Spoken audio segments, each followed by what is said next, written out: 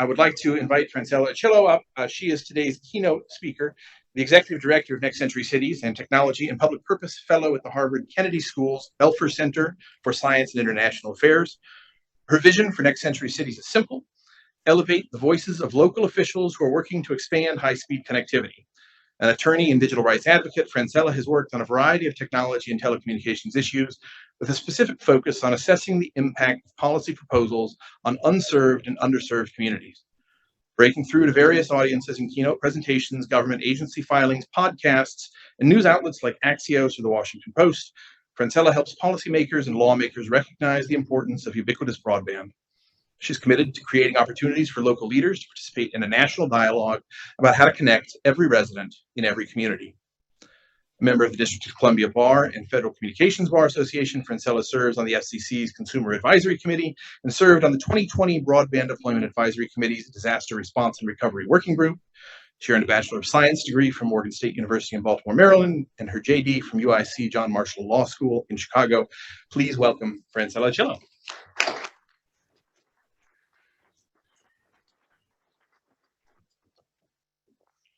So I'm really excited to be here today, but I'm more excited about how many people are in this room.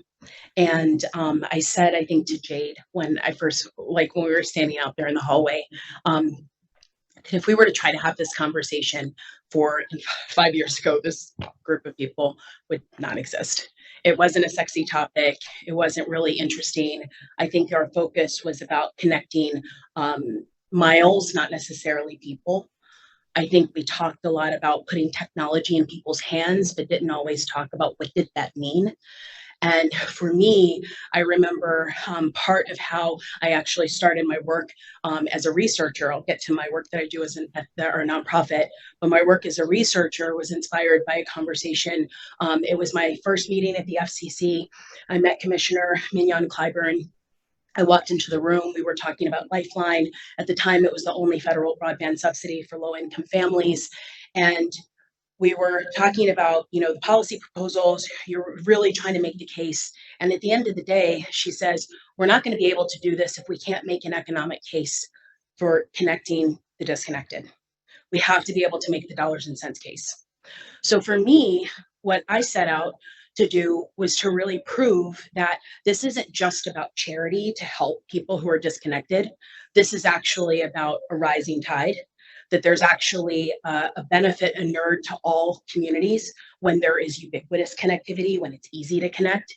There is also shared benefits, societal benefits, and cost savings that we all experience. So when we talk about broadband, sometimes for me, I don't want to talk about it that it's just technology. Sometimes I'm thinking about what does that mean and how does that change us?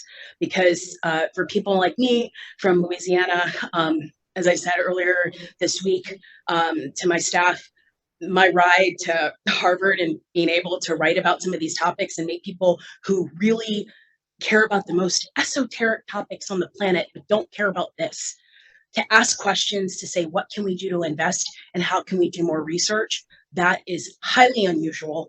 And every single part of my work is in trying to live up to that, because I know there are so many people in my home state of Louisiana who will never get the chance to say, what does it mean to be disconnected and to be able to be in rooms like this to come up with solutions. So I'll tell you a little bit about how I got into this room right now. It is true that I had a conversation with Rick Usher a few months ago, and his enthusiasm is contagious. And all he said was he talked a little bit about coming to KCMO, and I just said, okay, tell me when.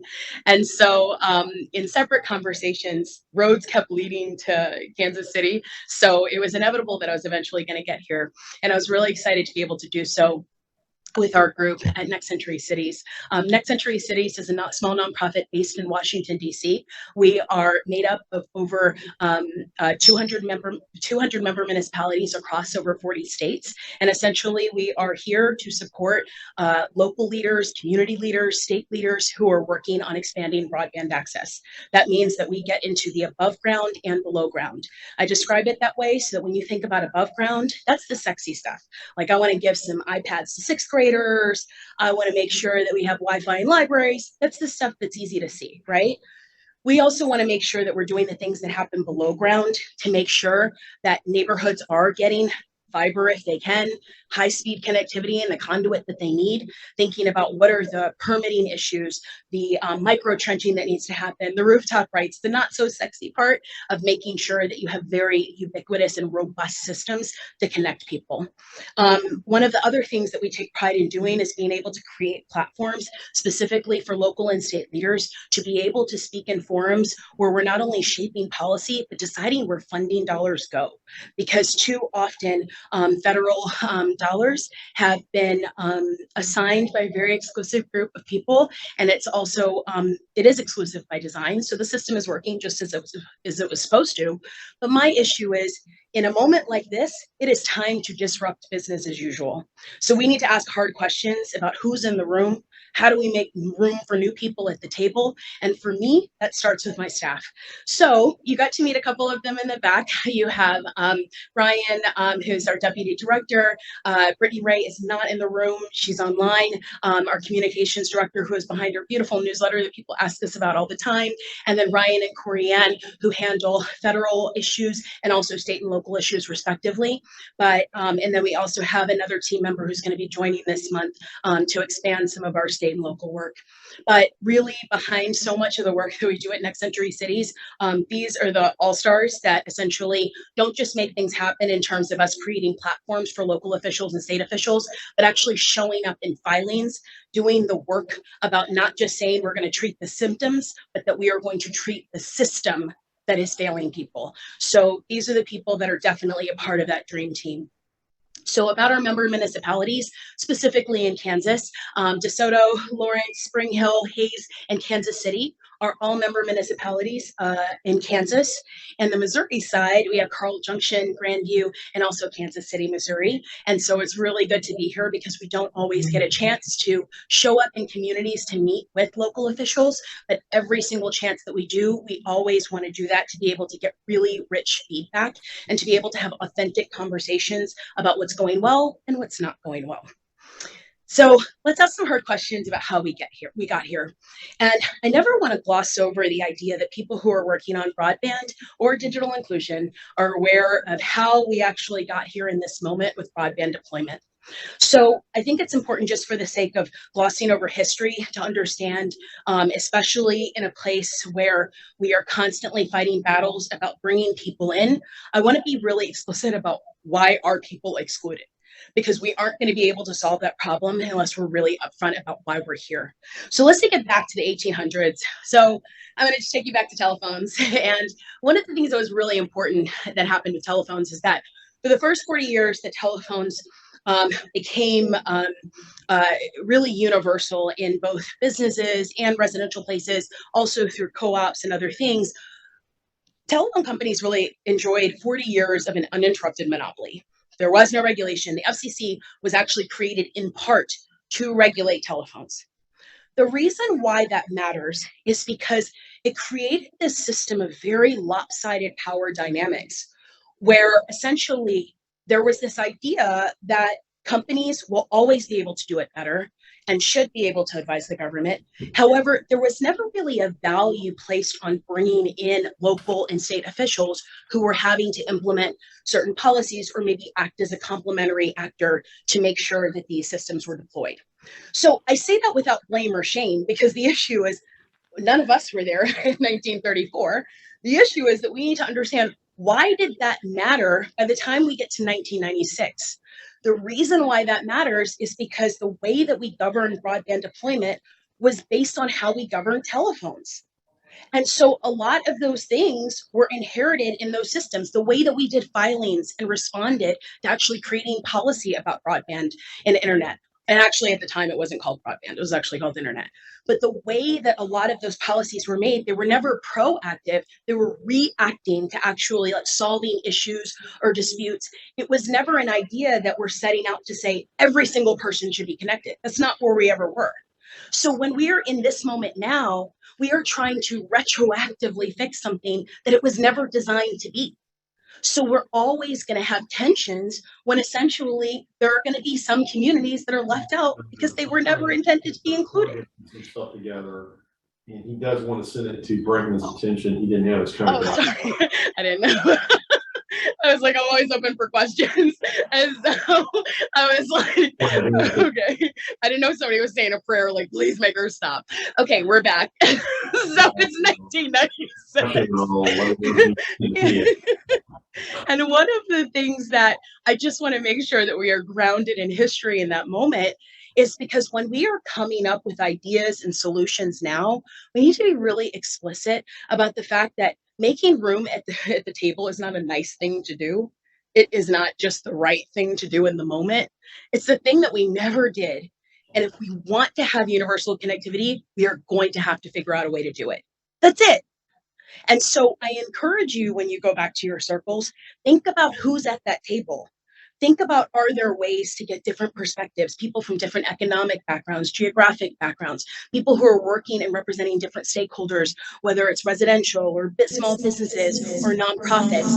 Our goal is to make sure it's not to expand it to the extent that we're actually slowing progress. What we're looking to do is to actually create new standards and new systems with new voices. So moving on past the history of the FCC and essentially how we got here with broadband deployment, just really doing an express view through that. I think it's also important for us to talk about broadband data. That is always a thorny, ugly. I think that especially when we're looking at federal broadband data, yes, it's notoriously inaccurate. Yes, they're working on improving it. But I think that sometimes what I want to make sure is that we're talking about it being inaccurate and it being incomplete are two separate problems that are even more problematic together. And so I just want to give you an example. So let's just take Kansas for an example. So if we're to take a place where like Lawrence, Kansas, where essentially based on FCC estimates, 100% of the of this county of Lawrence's home county is served. And when you actually look at how many people actually use the data, so it's not comparing apples to apples, but we're talking about access versus who actually uses the data. That delta in between, when we're talking about literally like over 30% of those residents who cannot actually adopt regular, reliable connectivity in their homes, that don't necessarily, maybe they have to go to the library, maybe they depend on school, maybe they get to go to a conference center or Starbucks. The point is, that group of people, they have to make different choices than we do. And I always want to make sure we're humanizing this because it's not just data. It's the fact that these are the people who are going to have to work with manual labor and work with their bodies. These are the people who don't get to work from home. They are limited by their geography. Maybe it's as far as the bus route takes them. Maybe it's as far as they can get a ride, but they have different options. And so when we're looking at this data, it's not just about the technology and the wires in their neighborhood. We're thinking about who actually gets to benefit from being connected.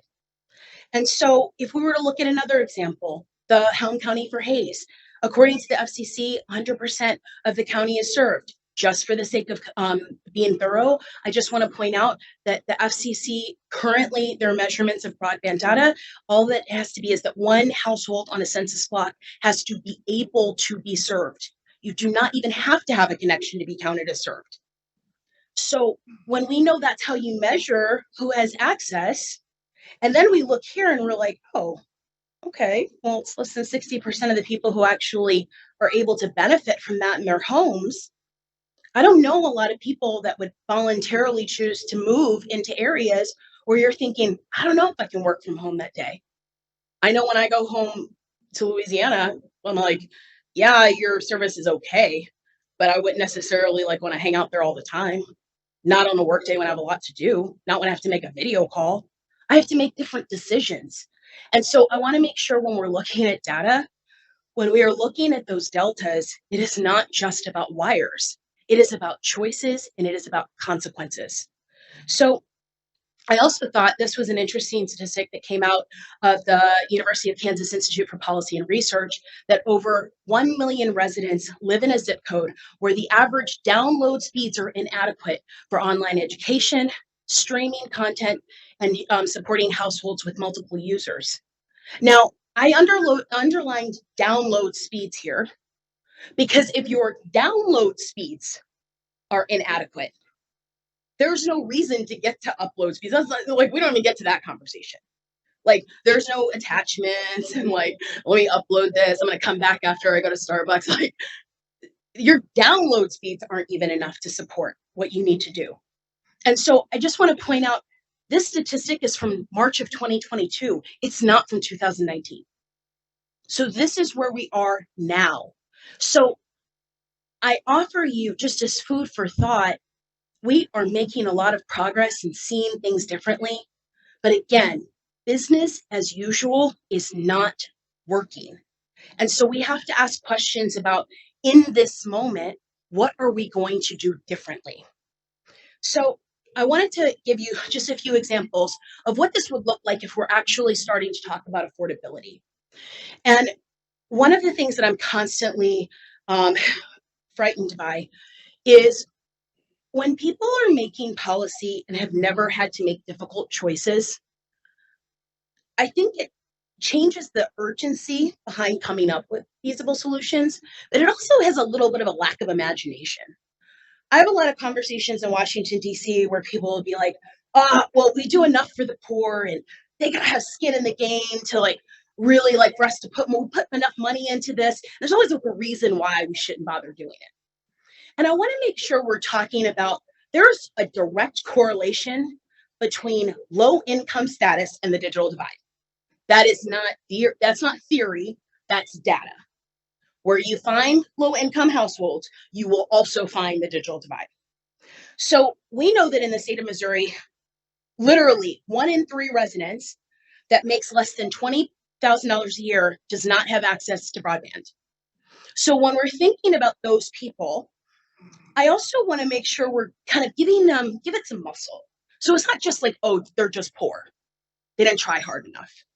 It's when we think about how do we reduce those numbers into like human statistics that we're thinking about, man, there are some areas where this is more true than others, but literally almost a third of Missouri's population are renters. Why does that matter?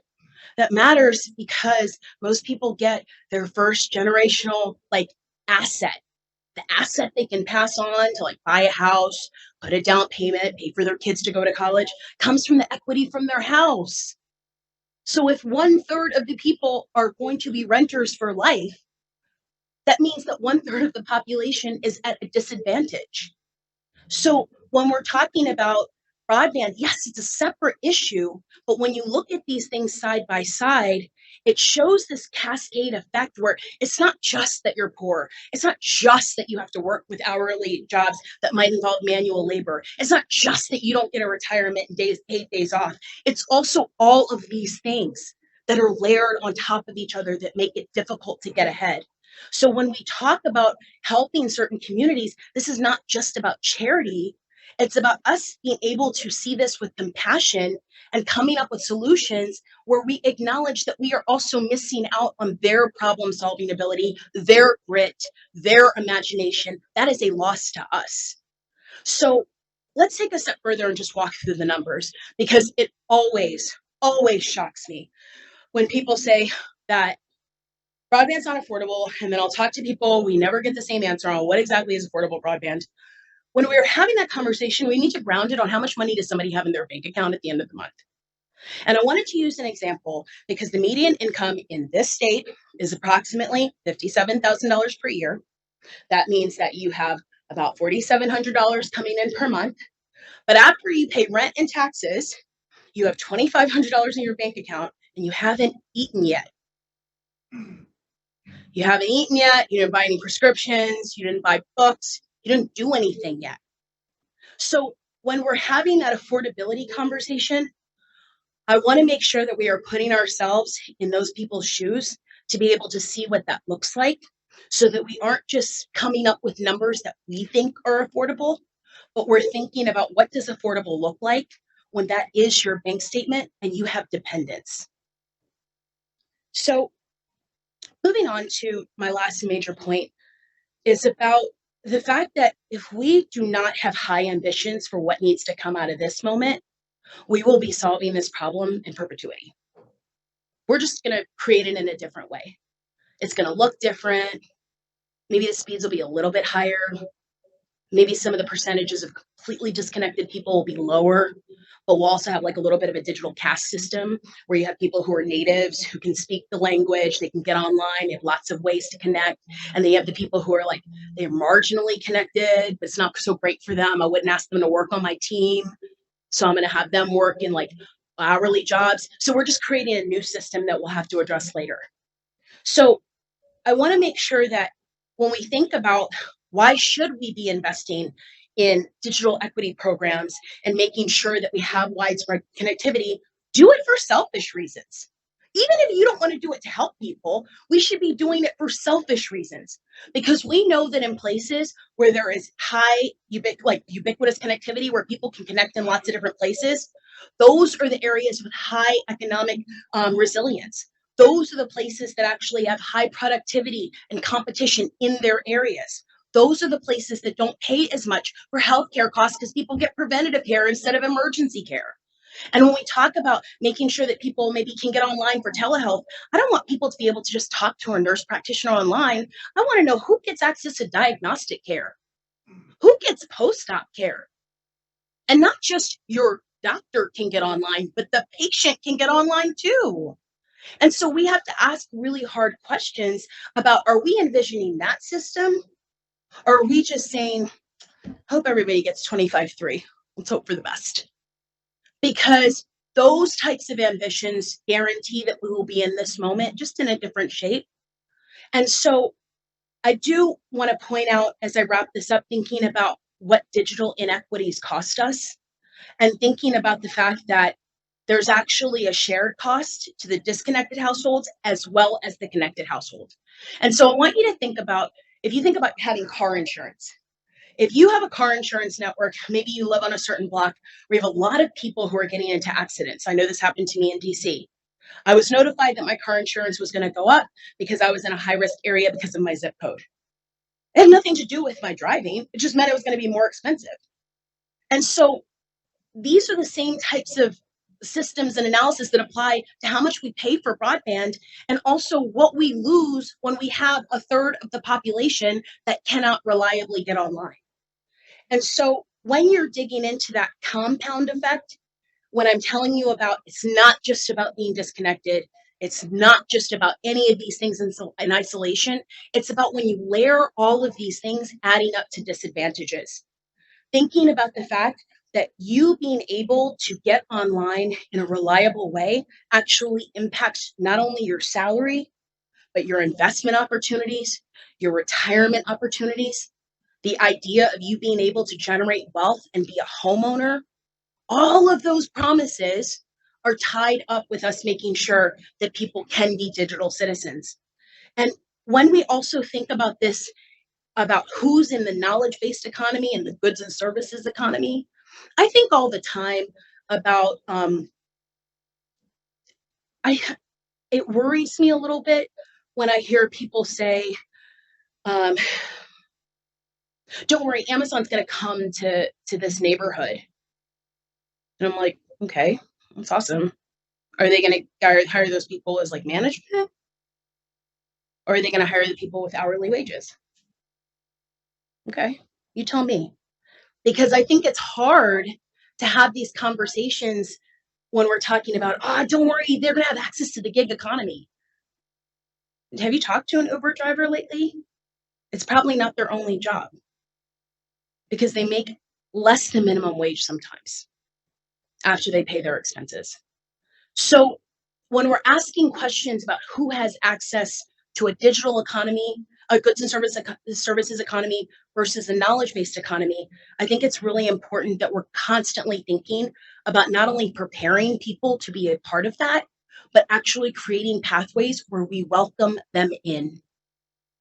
And as my final point, because I wanted to make sure I passed on this presentation, I do think a lot about a conversation I had with an FCC commissioner, and that commissioner was telling me about, at the time Lifeline, he was like, we're doing all of this work for Lifeline, and I understand that like some communities haven't had the best, shot with broadband deployment, but we're doing our best. And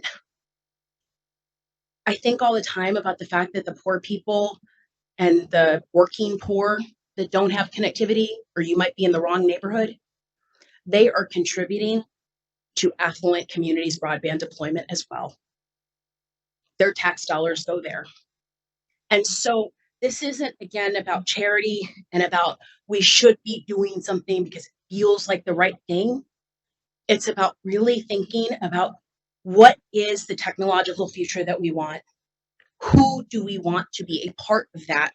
And how can we actually create pathways for people to be at the table as valuable contributors, not just as placeholders, not just that I invited you to a meeting, but that I value your input because we're not going to be able to reconstruct this ecosystem without doing so. So I thank you for your time and would be happy to take questions.